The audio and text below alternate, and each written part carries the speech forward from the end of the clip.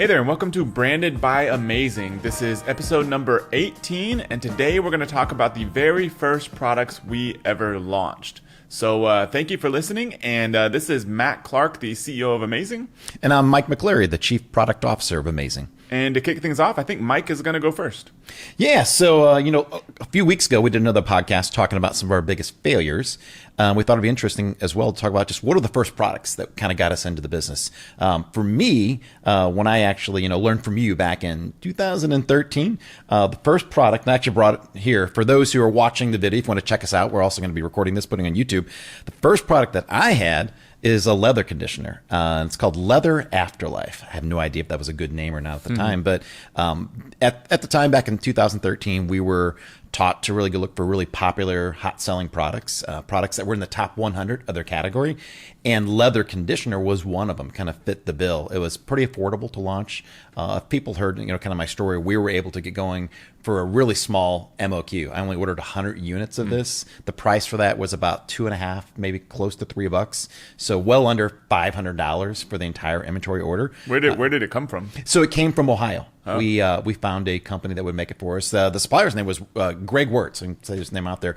Great guy. It's a family-owned business. He made other types of products. It was his first time making a leather conditioner, but when we called around trying to look for companies that could make a product like this, he made other kind of oils and different types of products out there, and he thought he could make it for us. And so what we did, we sent him some of the top-selling leather conditioners out there. He went to work in his lab trying to dissect them, find out things that he liked about them, things that he didn't like about them, and then finally came back after about 2 or 3 iterations of sample products, one that we really liked. Now keep in mind at the time, I knew nothing about leather conditioning. The leather, didn't really own any leather jacket or something like that, but I knew that this was a product that seemed to do well on Amazon, very affordable to start, enough demand, and trusting our supplier at the time to really match up to some of the top selling ones out there, we felt very confident that this would be a good product for the launch. And definitely low risk. I mean, $500 couldn't really get more low risk than launching a product, and USA made for that as well. And how did it end up going?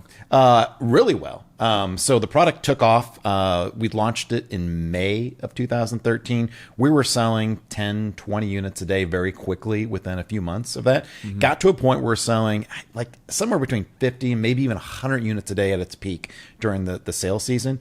It was a really, really nice product for us to launch. We got a lot of reviews. You can actually check it out. We're no longer actively selling it because we wanted to move into more higher margin products. One of the things about this was that it became pretty competitive for us pretty quickly. And then the margins were, percentage-wise, they were good. We still had 25, 30% profit margins, but dollar-wise, it sold for about $15, $16 a unit. We started, spending marketing on that. So at the end of the day, we're maybe, after advertising, maybe making $2 per unit after all that, which is great profit margin-wise, even after all the cost of the business was nice. But we weren't going to really scale it up because if you look at it, the volumes even for the top sellers weren't where we wanted to be as a company. So we kind of let it die out. You could check it out. It's not for sale on Amazon, but if you Google Leather Afterlife, it'll take you to a link in it. You can check the reviews. We had really good reviews, like 4.5 stars. Still have over 500 reviews, even though we haven't sold it for years on there. It's one of those products, I don't know if you ever feel this way, Matt, but maybe a lot of people that we've taught do. You have some nostalgia around your first product, and this is definitely it. There are times that I thought about maybe I should get back and try to become the leather conditioner czar at some point. It's not the right financial decision for me, but definitely love the product. Got great reviews, and probably would be maybe someone else when getting the leather conditioning. It's still it's not a decent and not a bad field to get into for starting out for low risk, but it's one of those where I really love the brand, I love the product, but it just didn't meet my growing goals where I wanted to be with this business. Did you ever add more products under that brand, or you just kind of killed the brand? So we added 2 more products. We added a leather cleaner as well. We realized that people needed to clean their leather before they wanted to condition it. And so that one went okay, but again, it wasn't in our manufacturer's kind of sweet spot. He made something for us that worked all right. But it definitely wasn't an awesome product. We were lucky to get 4 stars rating out of it.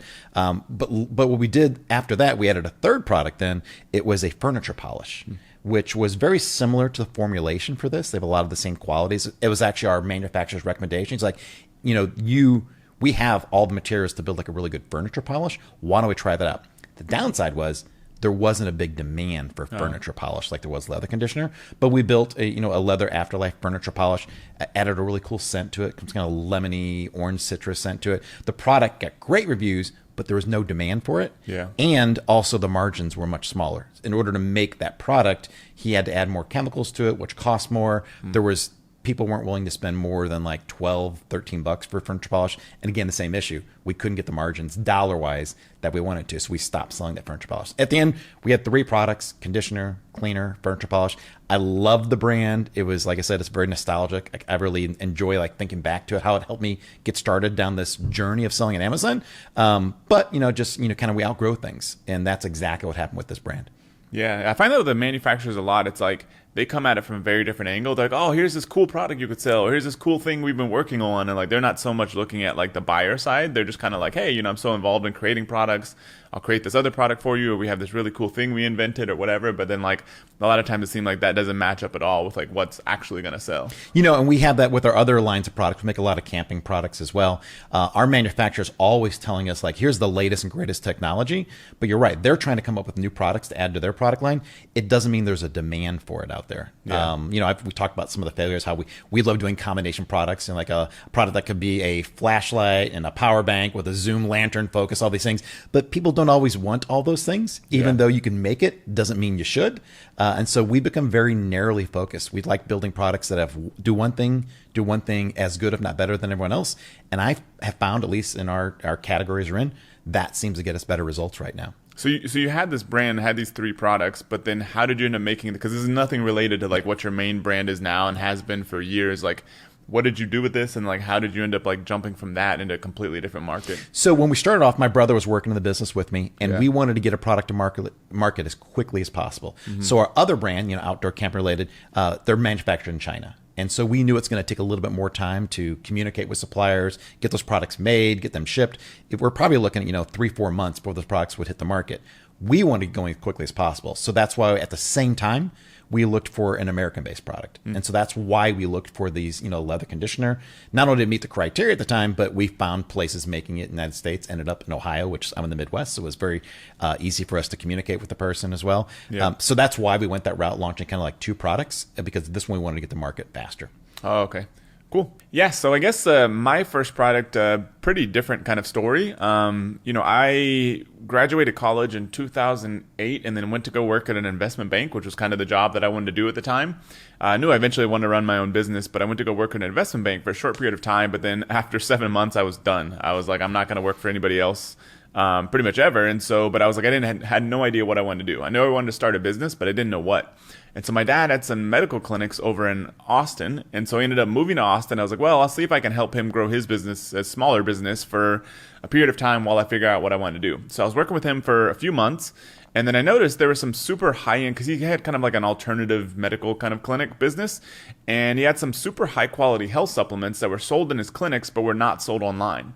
And they were great, very good ingredients, great research behind them, super high quality stuff. And so I was like, well, I'll see if I can sell one of these things online. And so kind of fumbled my way through it. He actually had like an advertising guy that kind of helped local businesses advertise on Google and that kind of thing. And so I was talking with that guy, and he kind of pointed me in the right direction and helped me get a website set up and stuff. I mean, I had no idea what I was doing. And so kind of got a little website set up and then put one of the products on there. And it was actually this product that I don't think is available anymore, because I think the FDA or somebody ended up banning it. It was all natural ingredients and stuff, but sometimes there's, depending on who you talk to, some sort of weird rules around some of that kind of thing. But it was a product people absolutely loved. I never really typically had sleep issues, but I took it every once in a while. But it was mainly for sleep. It was like a natural kind of sleep product. And so it was called Kavinace, like Kavinace, by a company called Neuroscience. And so that was the first product that I ever sold online, and started selling it on this online store. And then sales started doing pretty well. In the first month, I think I did like $700 in sales or something. But then after that, it started growing because a lot of people didn't want to have to go to their doctor's offices to go get these products. Because that company, the company Neuroscience, who I think is still in business today, sells a lot of good products. They their business model was to go sell their products through doctor's offices. And in Austin, there's a company called People's Pharmacy, which is a little bit of a loophole in the process because they're like a local business that has, I think, doctors and medical professionals on staff. But you go in there and it's basically just like shopping at a CVS. They have a pharmacy and stuff, but you can just pick products up off the shelves. And there seems to be people that are maybe a little more helpful than somebody at CVS. But otherwise, it's like you can go buy it there. And so like their model was selling it to places like that, and then also selling it through doctors' offices, but not really online. Even today, some of that brand and other similar brands, they're still kind of very picky about people selling it online for whatever reason, because I think the doctors end up kind of complaining. But the opportunity is that, these patients that were going to these doctors' offices all over the U.S., that's the only way they could go pick up like a bottle of, $30 supplements.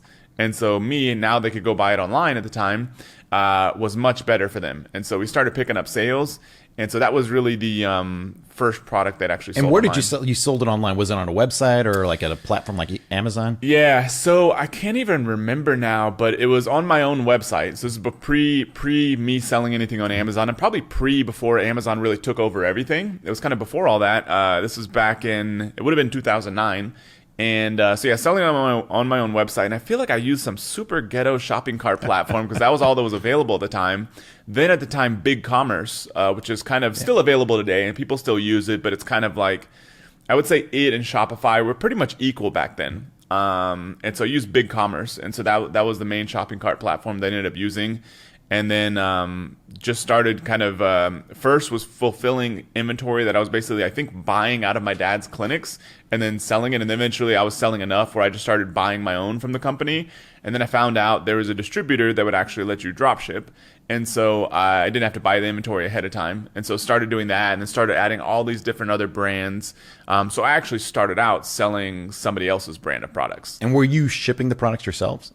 A little bit of a mix. So it did some drop shipping, some not drop shipping. But then at one point, I figured I could save some money by having some of my own inventory. So I got my own little office, had a little lease, had one employee, then hired another employee.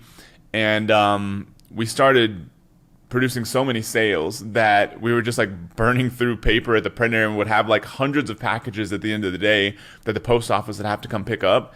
And this one girl that ended up coming to work for us, I think I wasn't there when this happened, but according to the other employee, she kind of had like a mental breakdown because I think of all of the packages and chaos and stuff that was going on. And so she bolted, she quit, and it was just chaos. And which is why we tell people to use FBA and that kind of thing. Because it's like, it's great if you're shipping out a few packages and it's kind of nice and consistent. But if you start really producing orders, like it's a whole different kind of operation while you're trying to do everything else. So I kind of wanted to cover two products because that one's a little bit different because it was somebody else's brand. And then, a lot of people wonder, like, how do you give into private labeling and that kind of thing? And so at one point when I started with that brand, ended up having multiple brands and then put it all in one store, I had, ended up with like 11,000 products in that store because they were all drop shipped. And so I could basically just get an order on the store, then send it over to the manufacturer and they would fulfill it. So I didn't really have to carry much inventory at all if I didn't want to. And then I ended up one day having a product that just started like blowing up in sales. Like I had never even heard of the product, didn't know what it was. And then all of a sudden it was outselling everything else in the entire store. And I was like, what the heck is this thing?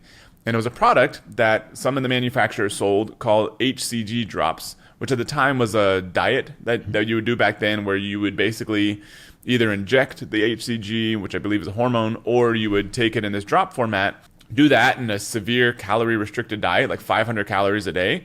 Very specific kind of diet you would follow, and I guess it was helping a lot of people lose weight, maybe the calorie restriction, but they thought this hormone probably did something so that the calorie restriction wasn't as bad for your body. And so anyways, I didn't know what the product was, and it started blowing up in the store. And coincidentally, around the same time, I was at the pool at the apartment complex that I lived at the time. And my I think we're probably just engaged at that point, but my wife and I now, we were hanging out at the pool, and this big Jack guy, I started talking to him about business stuff. And then I was telling him what was going on and that kind of thing. And he was just like, really? Because he was like, I actually manufacture that kind of product myself. Not the same brand, but he made his own brands of these. And he's like, I was telling him my cost and stuff, because I think the product sold for $20, $25. And my cost to that manufacturer, because I was kind of a middleman, was like $10. He's like, I can get this thing to you for like $2. He's like, it was the same thing. And so I meet this guy, and then he was manufacturing the product, who knows where. He would roll up to the office in his Range Rover and then kind of drop off boxes of this product, which makes it sound like super shifty. It was just a health supplement. And so that's how I kind of got into private labeling. So I was like, okay, my cost all of a sudden dropped from $10 to $2, and now I had my own brand that I could build. And that's what I ended up kind of taking to Amazon and sort of scaling up sales on there and kind of learned the whole Amazon piece after that. That's pretty crazy. And so did you ever get out of the supplement niche or to kind of stay in that for your selling years? Yeah, so I ended up selling my kind of drop shipping focused e-commerce business. I sold that, I don't remember, a long time ago, after a couple of years of building it. So I ended up selling that, and then I still had kind of my private label business. And then ended up creating different private label businesses. And then at the time, it was kind of the Wild West on Amazon, and we were really pushing the envelope. And so most of the sales for the private label supplement business were on Amazon, but we ended up actually getting that Amazon account suspended, which kind of killed sales, like overnight. And then we were off to doing other things, started growing Amazing and all those kind of things. And so sold the one business, but the private label supplement business kind of just died off pretty much. And they didn't really want to get back into selling supplements just because we had some other issues also. We had a trademarked ingredient that we had a legal contract that said we could sell it. No problem whatsoever. And so it was going in some of the private label supplements. And then the manufacturer, like that's who we got the contract through. And so everything was fine. And then all of a sudden, I believe we got some letter, and like multiple brands selling on Amazon got letters at the time that were basically saying, you had a cease and desist, and I feel like they were even threatening lawsuits, and it was the manufacturer of the trademarked ingredient. Because what happened was they went to Amazon, and they were seeing people were complaining about this product doesn't work. And so they ordered a bunch of these products, third-party lab tested them, and found out that some of them didn't have hardly any of the amount of that ingredient that they were supposed to. And we were paying a lot of money to have this ingredient in there. Like way more than it would cost to just have a generic version of it. And so we had never told the manufacturer, like, hey, we're saying, I don't remember what the amounts were, but like we're saying there's 10 milligrams in here, but let's save some money and only put 1 milligram in here. Like that's crazy. Like we wouldn't do that. And we didn't do that. Turns out the manufacturer, which I believe is still somehow in business today, I have no idea how, they were just trying to make extra money. And they were just putting like a fraction of the ingredients. And like you hear about this stuff a lot in the supplement industry. If you want to sell supplements, I wouldn't sell any supplements without third-party lab testing them yourself. I don't care who the manufacturer is. I don't care if they're your best friend. I don't care if they're your cousin, somebody that's recommended to you. It's in your best interest to test your supplements because you never know what they could be putting in there. You never know the amounts they could be putting in there.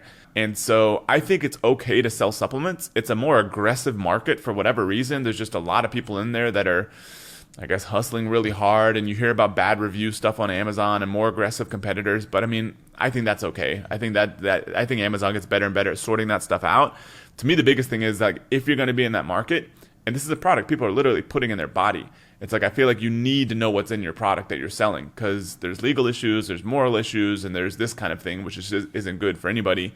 But I think as long as you're willing to do that, I think there's good room there because I mean it's kind of like, because there's been so many issues, people don't really trust half the supplements that they buy. And so if you have the opportunity to say, hey, we test every single one that we sell, then I think that's a good position. I think that's a good marketing angle. And I've thought about getting back into the space for like that reason alone, but it's, got plenty of other stuff going on. But yeah, I think it's an okay space to be in as long as you're willing to put up with that stuff. Yeah, that's good, interesting stuff. I had never actually heard the entire story of your first products and your first private label as well. So we've talked about products that were failures, our first products really getting launched, whether it's drop shipping or private label. I guess any of the listeners out there, any other stories you want to hear about us, let us know. Ask us any questions. So just go to Amazing.com/branded and let us know. Yeah, we'd love to hear from you.